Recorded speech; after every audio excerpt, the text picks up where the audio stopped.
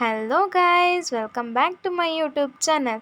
ಇವತ್ತು ನಾವು home made pepper powder ಅಥವಾ ಕಾಳು ಮೆಣಸಿನ ಪೌಡರ್ನ ಮನೆಯಲ್ಲೇ ಮಾಡ್ಕೋತಾ ಇದ್ದೀವಿ. ಹೇಗೆ ಮಾಡ್ಕೊಳ್ಳೋದಂತ ನೋಡೋಣ ಬನ್ನಿ.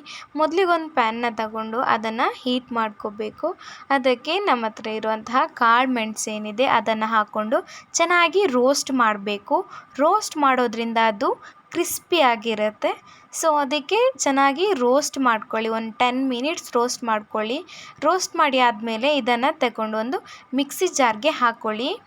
ಅಂದರೆ ಫುಲ್ ಒಂದೇ ಸತಿ ಗ್ರೈಂಡ್ ಮಾಡಬೇಡಿ, ಸ್ವಲ್ಪ ಸ್ವಲ್ಪನೇ ಮಾಡಿ. ಫಸ್ಟ್ ಒಂದು ಹಾಫ್ ತಗೊಂಡು ಅದನ್ನು ಚೆನ್ನಾಗಿ ಹುಡಿ ಮಾಡ್ಕೊಳ್ಳಿ.